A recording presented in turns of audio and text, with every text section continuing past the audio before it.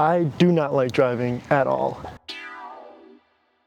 So when I moved to UW-Madison, I was very excited that this ranks in like some of the top walkable cities in the country, which is super cool. So that means I don't have to drive anywhere. The sidewalks are friendly to walk on. I'm not that scared I'm gonna get hit by a car. But then that brings in a whole new problem. How am I actually gonna get around places, and more specifically places that are half an hour, 40 minutes walking distance? Right now, where I'm at, if I walked here, it would have taken me about 30 minutes, 40 minutes. And with the scooter, it took me about 5 or 6 minutes. This thing could go up to 20 miles an hour, and its battery life lasts for like 30 miles, something like that. Yesterday, I took it out and I rode about 11 miles with it, and it was only a third of the way down for battery. It gets a full charge overnight, so I don't even really have to worry about the charge. This thing has been super fun to ride. Why did I buy an electric scooter and not a bike? I live on the second floor of my apartment building. I would have to go a couple of steps to the front door and then another flight of steps up to my apartment. And with a bike, that's really difficult because it's so big. And honestly, this thing is super heavy, but it folds down. And so it's a little easier to bring up to my apartment, I think. Like I said, I really got this scooter for long distance travel. Like if I ever have to go somewhere that's like half an hour walk, I really don't want to walk for a half an hour, especially during the winter. I decided to get a better form of long-term transportation.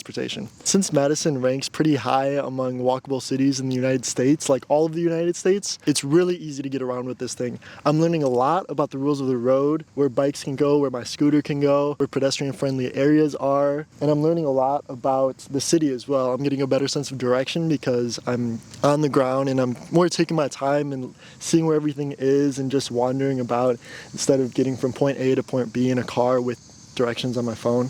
I'm kind of just taking my time, figuring out where the streets are, figuring out where the roads are. This is my second full day of being here, and I already feel like I'm getting to know this place pretty well. One other thing I totally forgot to mention about this is while you're riding this thing, you look like an absolute idiot. Your hair's flying all over the place. You're just sitting there like this in the scooter. You do not look very pretty. But is it super fun to ride? Yes. Is it worth it? Yes. Are you going faster than everybody else? Yes.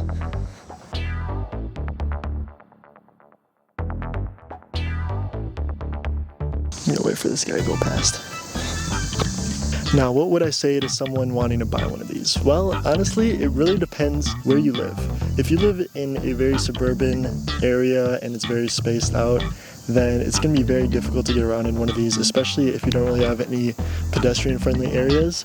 But if you live in a walkable city like this, it would be a great investment because sometimes in denser areas, it's really hard to get around with cars, especially bigger cars, because you got to get around, you got to avoid all the pedestrians, you got to figure out a place to park, you have to parallel park most of the time. So if you're living in one of these denser areas, it is definitely worth getting at least a bike. But if you have the money, an electric bike or an electric scooter is also very nice because it takes a lot less energy and effort.